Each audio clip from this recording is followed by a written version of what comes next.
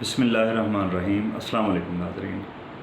موجودہ صدی جیسے آپ جانتے ہیں کہ سائنس تحقیق اور علم کی صدی ہے۔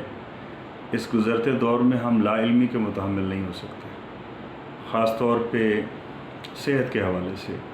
انسانی زندگی کی سب سے بڑی ضرورت صحت ہے، اس کے بغیر نہ ہماری دینی زندگی اور نہ دنیاوی زندگی، اس میں ہم کامیاب نہیں ہو سکتے۔ جیسا کہ آپ دیکھتے ہیں کہ میڈیکل فیلڈ میں بظاہر بہت زیادہ ترقی ہو چکی ہے، لیکن وطن عزیز کی صورتحال بہت افسوسناک ہے، خاص طور پہ میڈیکل فیلڈ میں۔ تو بنیادی طور پہ جو علم طب ہے، یا جس کو ہم میڈیکل نالج کہتے ہیں، وہ دو حصوں میں تقسیم ہوتا ہے۔ سب سے پہلی چیز ہے اس میں حفظان صحت، یعنی صحت ہے تو اسے قائم کیسے رکھا جا سکے، کون کون سی چیزیں ہیں جن پہ عمل کر کے ہم بیماریوں سے بچ سکتے ہیں۔ اور دوسری چیز ہے علم العلاج، یعنی کسی وجہ سے اگر صحت خراب ہو گئی ہے اور جو ہے وہ صحت برقرار نہیں رہ سکی، اب کیا کیا جائے۔ تو ہمارے ہاں کیونکہ لوگ عام طور پہ مطالعہ بہت کم کرتے ہیں، نہ ہونے کے برابر ہے، اور پڑھنے کی جو ایک عادت ہے وہ اسکول کالج کے حد تک تو ٹھیک ہے، ہوتی ہے۔ اس کے بعد جیسے لوگ فارغ التحصیل ہوتے ہیں کالج یونیورسٹی سے، تو ان کا رجحان کتابوں کی طرف سے بالکل ختم ہو جاتا ہے۔ تو جیسے میں نے عرض کی کہ حفظان صحت کے حوالے سے پوری دنیا میں بہت بڑے بڑے ادارے ہیں جس پہ کام کر رہے ہیں، اور حفظان صحت کے اصولوں پہ اس پہ بڑا چرچہ ہوتا ہے، اور اربوں ڈالر خرچ ہوتے ہیں۔ ورلڈ ہیلتھ آرگنائزیشن جیسے ادارے اس پہ خرچہ کرتے ہیں، اور اس بات کا چرچہ کرتے ہیں کہ مختلف بیماریوں سے کیسے بچا جائے۔ لیکن دوسری طرف ہم دیکھتے ہیں کہ ہسپتالوں میں رش اور لاتعداد ایسے مریض کے جو سالوں سے علاج جن کا چل رہا ہے وہ ٹھیک ہونے میں نہیں آ رہا، ان کا مسئلہ ٹھیک ہے۔ اس کی وجہ کیا ہے؟ اب اویئرنیس کا جہاں تک سوال ہے، میں اس اویئرنیس کو اویئرنیس نہیں سمجھتا کہ جس اویئرنیس سے کچھ آؤٹ کم نہ ہو، جس کا کوئی آؤٹ کم نہیں ہے، جس سے کچھ حاصل نہیں ہو رہا، ٹھیک ہے، اور جس سے کچھ نتائج نہیں نکل رہے۔ اب مثال کے طور پہ اویئرنیس کو لیجئے۔ اویئرنیس کے سب سے ایک عام سادہ سی مثال ہے کہ جیسے ہم کوئی بھی میڈیکل سٹور سے کوئی دوا پرچیز کرتے ہیں، تو ڈبی کے اندر سے ہمیں ایک پرچی، بلکہ بہت زیادہ فولڈ کیا ہوا ایک پرچہ ملتا ہے۔ تو اس پرچے پہ دوا کے متعلق بہت ساری معلومات ہوتی ہیں، لیکن بتائیں کتنے لوگ ہیں جو پڑھتے ہیں اسے؟ نہ ہونے کے برابر۔ اچھا، اگر پڑھ بھی لیں، اب مسئلہ کیا ہے؟ مسئلہ یہ ہے کہ ہماری میجورٹی جو ہے وہ اکثریت، غالب اکثریت ہم جسے کہیں، تو وہ انگریزی کو نہیں جانتی اتنا۔ اچھا، انگریزی جان بھی لے، مثال کے طور پہ وہ انگریزی انہیں پڑھنی آتی ہے، سارا کچھ ہے، اس کے باوجود جو میڈیکل کی ٹرمینالوجی ہے، جو طب کی اپنی ایک زبان ہے، اس کے متعلق عام آدمی کو کچھ بھی نہیں پتہ۔ مثال کے طور پہ ایک بندہ ایم اے انگلش کر لیتا ہے، لیکن وہ پرچی پڑھ کے اس پہ جو سائیڈ ایفیکٹس ہیں یا اس کے جو ایڈورس ری ایکشنز ہیں وہ پڑھ کے نہیں بتا سکتا کہ بھئی یہ کیا ہیں، جو سمٹمز لکھے ہوئے ہیں اس کا مطلب کیا بنتا ہے، اسے کچھ بھی نہیں پتہ ہوتا، ٹھیک ہے۔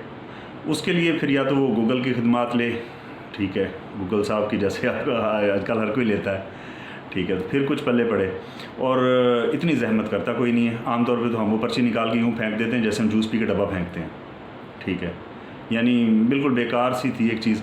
اچھا، مزے کی بات ہے کہ یہ بھی شاید کوئی میڈیکل رول ہیں جن کو فالو کرتے ہوئے یہ پرچی ڈالی جاتی ہے، یہ مجبوری ہے، ٹھیک ہے۔ اس کی ایک اور مثال ہے کہ جیسے مثال ہے پنجاب میں تو آپ دیکھتے ہیں کہ لوگ پڑھے لکھے ہیں اور اکثریت جو ہے وہ انگلش میڈیم کی طرف جاتی ہے، چلو کچھ گزارا ہو سکتا ہے اس میں، لیکن سندھ میں جہاں پہ آپ کی 70% جو ہے تعلیم، بلکہ 90% میں کہوں گا کہ جو بیسک ایجوکیشن ہے وہ ساری کی ساری سندھی میں ہے۔ اب ایک سندھی پڑھا ہوا بندہ، اسے کیا پتہ کہ انگریزی میں کیا لکھا ہوا ہے، ٹھیک ہے، اور جیسے میں نے عرض کی ہے وہ انگریزی بھی عام انگریزی نہیں ہے، میڈیکل کی ہے۔ اب میڈیکل کی انگریزی سمجھنے کے لیے ڈاکٹر چاہیے یا گوگل چاہیے۔ اچھا، اب اس میں دو چیزیں ہیں۔ نمبر ایک تو یہ کہ بھئی اویئرنیس دینی تھی، وہ اب دے دی، مفت میں دے دی، ٹھیک ہے. آگے آپ کچھ پلے پڑا یا نہیں پڑا وہ دوسرا مسئلہ ہے، ٹھیک ہے. تو ہمارے یہاں جیسے کچھ دوائیوں کے بارے میں مسکنسیپشن ہے، لوگوں کو نہیں پتہ، ٹھیک ہے. دوائیوں کے بارے میں ادویات عام طور پہ آپ نے کہتے ہوئے لوگوں کو سنا ہوگا کہ جی دیسی دوا ہے، فائدہ نہ دے تو نقصان نہیں دیتی. ایسا کچھ بھی نہیں ہے. جو دوا فائدہ دیتی ہے وہ نقصان بھی دیتی ہے، لیکن وہ نقصان اس صورت میں دیتی ہے اگر وہ جو دوا دی جا رہی ہے وہ متعلقہ مریض کے لیے نہیں ہے. مثال کے طور پہ غلط تشخیص کر کے دی گئی دوا کیسے ہو سکتا ہے کہ وہ نقصان نہ دے، بے شک وہ دیسی ہو یا کوئی بھی دوا ہو، ٹھیک ہے. اسی طرح سے ایلوپیتھک میڈیسن ہے، تو ایلوپیتھک میڈیسن میں بھی آپ دیکھ لیں کہ لوگ گئے، اب سب سے پہلے تو ہوتا ہے انتخاب، اور وہ ہوتا ہے ہماری جیب کے حساب سے، کیونکہ ملک کا ایک طبقہ وہ ہے کہ جو اپنے نزلے زکام کا علاج کروانے کے لیے بھی دبئی بڑے آرام سے جا سکتا ہے، انہیں کوئی ٹینشن نہیں ہے. دبئی میں، لندن میں، امریکہ میں وہ جاتے ہیں، جا کے اپنا علاج کروا لیتے ہیں. انہیں اس میڈیکل سسٹم سے کوئی لینا دینا نہیں ہے، یعنی یہ بہتر ہو یہ نہ بہتر ہو، یہ مزید دیگر گوں ہو جائے، انہیں کوئی فرق نہیں پڑتا. اچھا، اب ایک دوسرا طبقہ ہے جو مڈل کلاس ہے یا لوور مڈل کلاس ہے. ان کے ساتھ ہوتا یہ کہ ان کی سب سے پہلی جو ہوتی ہے ترجیح وہ یہ ہوتی ہے کہ جی سب سے پہلے دیکھیں کہ بھئی سب سے بڑا ڈاکٹر کون سا ہے. بڑے ڈاکٹر کی چند نشانیاں ہیں. بڑے ڈاکٹر کی چند نشانیوں میں سے ایک نشانی یہ ہے کہ جی بہت بڑی بلڈنگ میں بیٹھتا ہو، نمبر 1. نمبر 2، اس کے پاس مہنگی گاڑی ہونی چاہیے، ٹھیک ہے. نمبر 3، اچھا سوٹ بوٹ پہنا ہو، ٹھیک ہے. نمبر 4، تگڑی فیس لیتا ہو. نمبر 5، مہنگے ٹیسٹ لکھ کے دیتا ہو. نمبر 6، امپورٹڈ میڈیسن دیتا ہو، مہنگی دوائیاں، باہر کی دوائیاں ہیں، جی واہ واہ جی واہ سبحان اللہ، جادوئی دوائیاں ہیں، لے جائیں اور استعمال کریں. اچھا، اب وہ دوائیاں ساری استعمال کرنے کے بعد، یہ سارا ٹیسٹ ویسٹ کرنے کے بعد، اور وہ اس ڈاکٹر کی ہدایت پہ عمل کرنے کے بعد مریض کو کیا حاصل ہوا؟ کچھ بھی نہیں. یہ بدقسمتی ہے کہ اسے حاصل کچھ بھی نہیں ہوا. اچھا، اب ایک ٹائم ایسا آئے گا، کیونکہ مڈل کلاس اور لوور مڈل کلاس کی بات ہو رہی ہے، تو کچھ ٹائم کے بعد وہ بالکل اکتا جائے گا، ٹھیک ہے جی. اکتا بھی جائے گا اور جیب بھی اس کی جو ہے وہ اس کو بھی سانس چڑھ جائے گی. اچھا، پھر سیکنڈلی باری آئے گی عام جو فزیشنز بیٹھے ہیں، ٹھیک ہے، جگہ جگہ مختلف پرائیویٹ ہاسپٹلز میں، اور آخر میں سرکاری ہاسپٹلز میں. اچھا، مسئلہ یہ ہے کہ کوئی بھی فزیشن ہے، ٹھیک ہے، یا کوئی بھی ڈاکٹر جو ایک ہاسپٹل میں بیٹھا علاج کر رہا ہے، اس نے جتنی دیر میڈیسن پڑھ لی، اور اس کے بعد وہ تو اس کو تو چلا رہی ہیں ساری کی ساری یہ فارماسیوٹیکل کمپنیز. ایک ٹارگٹ سیٹ کیا ہوا ہے کہ بھئی اتنی میڈیسن سیل کرنی ہے، اس پہ اتنا بچے گا، ٹھیک ہے. تو انہی کے مطابق وہ چل رہا ہے، اور ساری اس کی جتنی سجیشن ہے جو وہ تجویز کر کے دے رہا ہے سب اسی پہ چل رہا ہے، اسی کے مطابق. اچھا، میڈیکل میں یعنی جو علاج ہے، علاج کے شعبے میں 3 چیزیں ہوتی ہیں بنیادی طور پہ. نمبر 1، سب سے پہلی چیز جو ہے وہ ہے تشخیص، ڈائگنوسس، مریض کو ہے کیا، اسے ہوا کیا ہے. نمبر 2، دوسرے نمبر پہ آتا ہے ہمارا پہلا تشخیص، دوسرا تجویز، یعنی یہ پتہ چل گیا کہ اسے کیا ہے، اب اگلا مرحلہ ہے کہ اسے دینا کیا ہے، کون سی میڈیسن اس کے لیے بہترین رہے گی. اور تیسرے نمبر پہ ہے ترتیب، یعنی اس دوا کو کتنے ٹائم تک استعمال کرنا ہے، دن میں کتنی بار لینا ہے، اس کی مقدار کیا ہوگی، ٹھیک ہے. اور اس کے ساتھ یہ مثلاً آپ پانی کے ساتھ لیں گے، چائے کے ساتھ لیں گے، دودھ کے ساتھ لیں گے، ٹھیک ہے. تو یہ دوا کی ترتیب ہوتی ہے، یعنی تشخیص، تجویز اور ترتیب، ٹھیک ہے.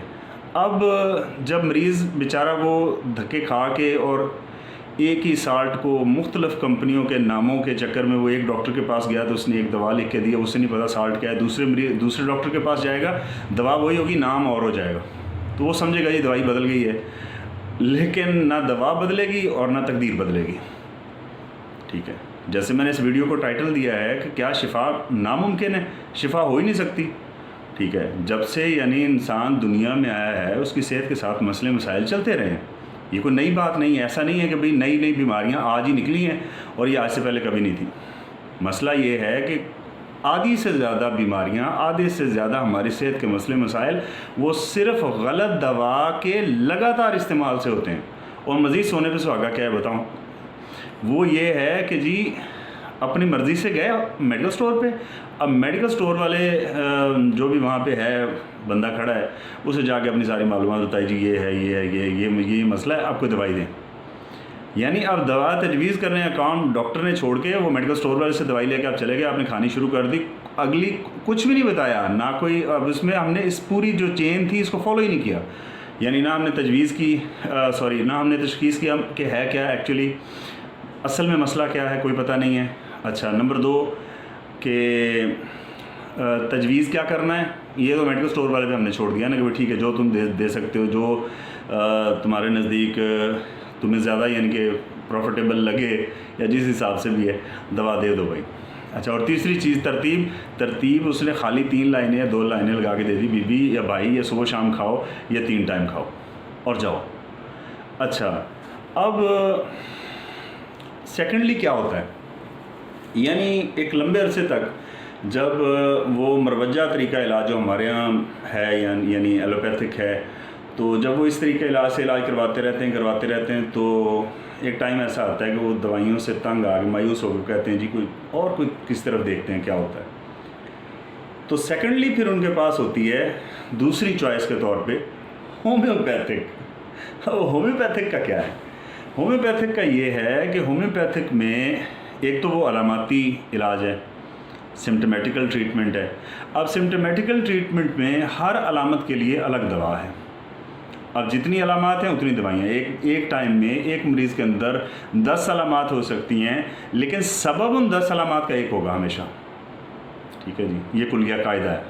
یہ نہیں ہو سکتا کہ اسباب بھی 10 ہی ہوں, سبب ایک ہوگا, علامات کئی ہو سکتی ہیں ایک ٹائم میں. اچھا, اب ہمارے ہاں ویسے ہومیوپیتھک کے بارے میں بڑی عجیب و غریب باتیں مشہور ہیں. مثال کے طور پہ جس بندے سے کوئی فائدہ یا نقصان نہ ہو, یا جو بندہ ہم دیکھیں گے جی بالکل معاشرے میں ناکارہ ہے سمجھ لیں, ٹھیک ہے, تو لوگوں سے کہتے ہیں یار فلاں بندہ تو ہومیوپیتھک ہے, ٹھیک ہے, نہ اس کا کوئی فائدہ ہے نہ اس کا کوئی نقصان ہے. تو اور دوسرے نمبر پہ جتنی بڑی رینج ہے دوائیوں کی اور جتنی بڑی رینج ہے علامات کی, اور ایسی اس میں علامات کتابوں کے اندر آپ پڑھیں گے, مٹیریل میڈیکلز اگر آپ اسٹڈی کر کے دیکھیں تو اس میں ایسی آپ کو علامات ملیں گی کہ آپ نے کبھی وہ سنی نہیں ہوں گی کہ یہ بھی کوئی ہوتی ہے, یہ بھی کوئی ہیلتھ ایشو ہو سکتا ہے جو لکھا ہوا ہے اس کے اندر. اچھا, پھر یہ ہوتا ہے جی کہ ہومیوپیتھک بھی بالآخر جو ہے نا وہاں سے بھی وہی حاصل ہوتا ہے جو پہلے حاصل ہوا تھا, یعنی کچھ بھی نہیں حاصل ہوتا.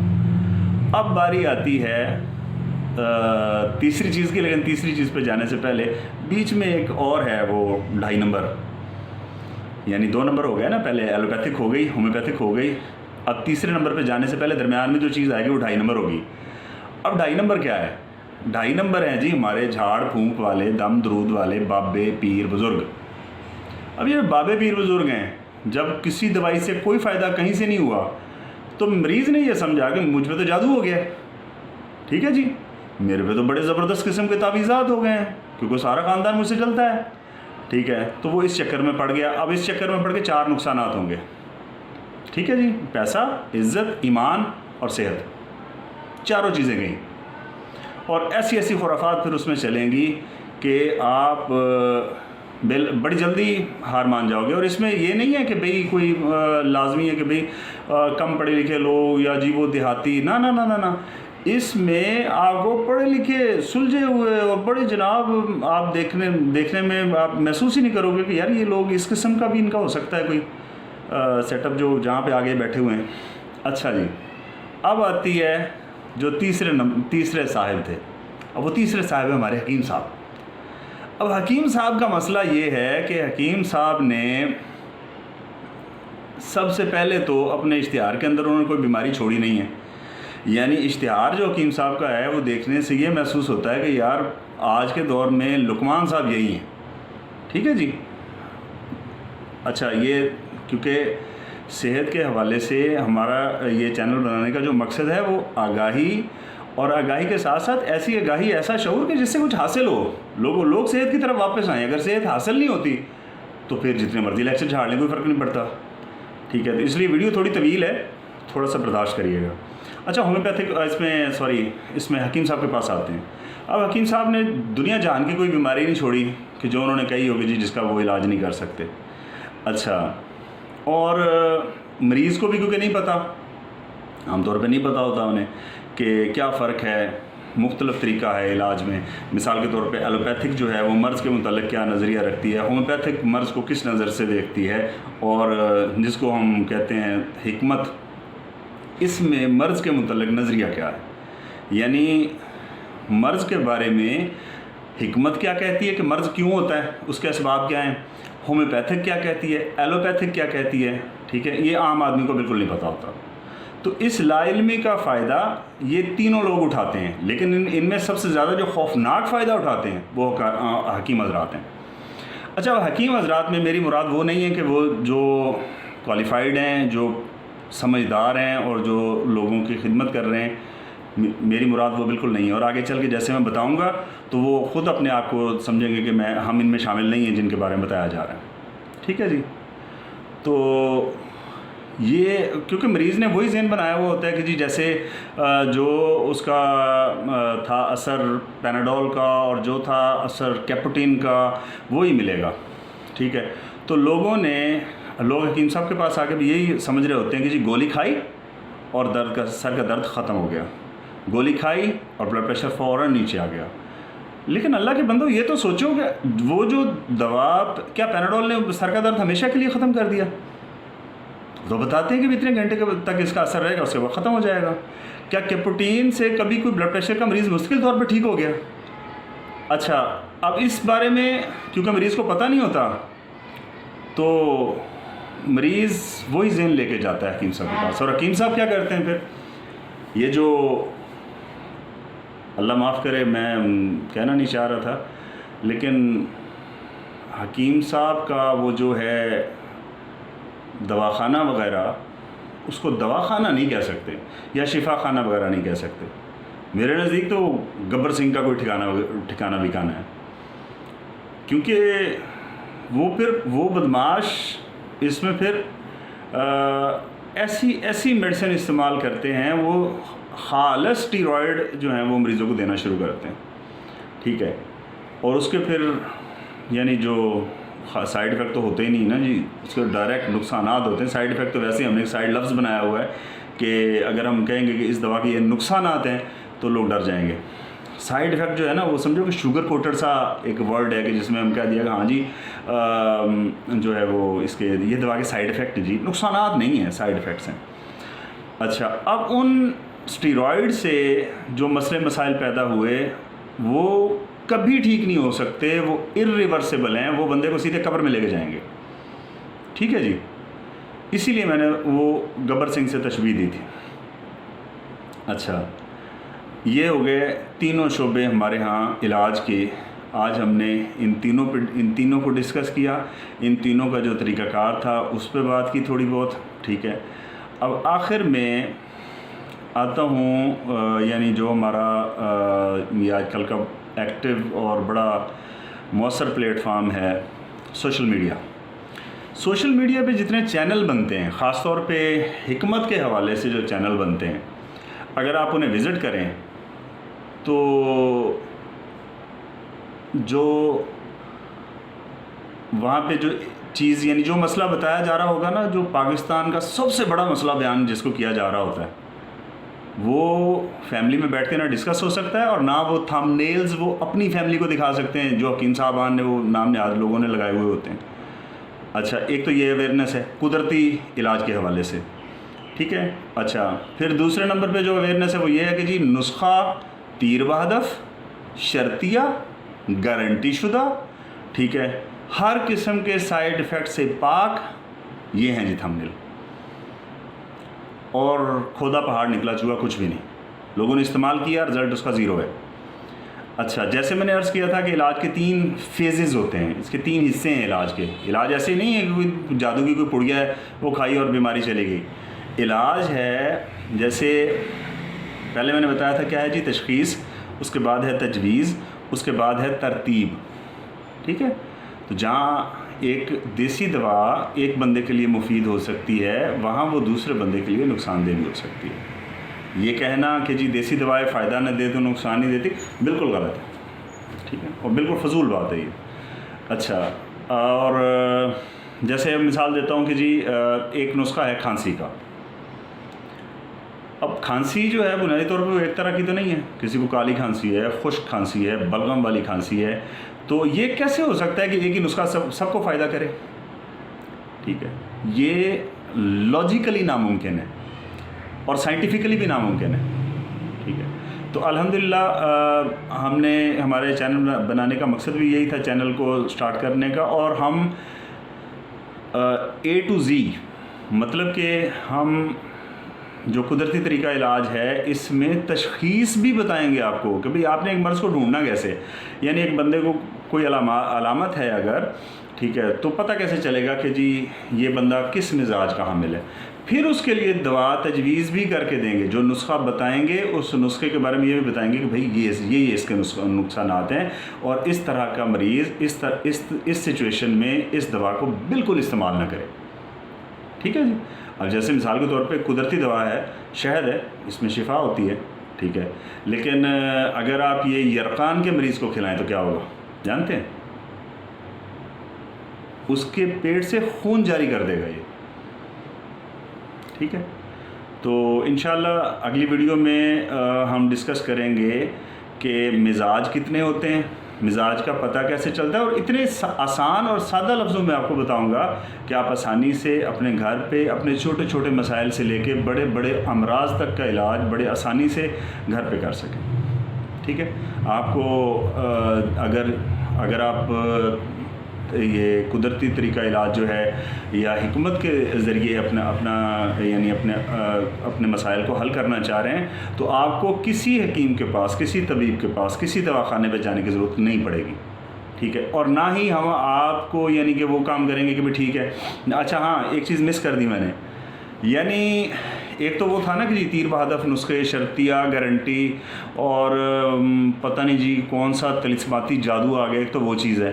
اچھا دوسری چیز جو ہے وہ یہ ہے کہ جی یہ نسخہ آپ سے نہیں بنے گا، اس کے جو اجزاء ہیں جن کا آپ کو پتہ ہی نہیں چل سکتا، یہ تو جا کے لے کے آنے پڑتے ہیں ادھر سے کوکاف وغیرہ سے، اس کا ایڈریس صرف ہمیں پتہ ہے، لہذا آپ ہم سے بنی بنائی منگوائیں. یہ بھی بڑی اسکیم ہے. ٹھیک ہے، مطلب عوام کو صحت دینے کے حوالے سے کچھ نہیں ہے، عوام کے ساتھ ہمدردی کچھ بھی نہیں ہے. ٹھیک ہے، خالی اپنی مارکیٹنگ یا دوائی بیچنی ہے. یعنی اگر کمپنی کی بیچنی ہے تو کمپنی کے سیل مین ہو گئے، یا پھر اپنی دوا بیچنے کا مقصد ہے تو پھر وہ آگے بیٹھ کے ایک مداری جیسے لگی ہوئی ہوتی ہے کہ جی ٹھیک ہے یہ لے لیں جی بنی ہوئی. ٹھیک ہے، تو ہم انشاءاللہ آپ کو مزاج کے بارے میں بتائیں گے اگلی ویڈیو میں. ٹھیک ہے، مزاج کتنے قسم کے ہوتے ہیں، مزاج کا پتہ کیسے چلتا ہے، اس کے لیے کیا کچھ یعنی دواؤں میں، غذاؤں میں، ٹھیک ہے، غذاؤں کی کلاسیفیکیشن کر کے ہم الگ الگ سے آپ کو بتائیں گے کہ یہ غذائیں اس مزاج کے لیے ہیں، یہ غذائیں اس مزاج کے لیے ہیں، اس مزاج میں یہ غذائیں دیں گے تو مریض کو فائدہ ہوگا. ٹھیک ہے جی، تو ملتے ہیں انشاءاللہ اگلی ویڈیو میں. دعا میں یاد رکھیے گا. اللہ حافظ.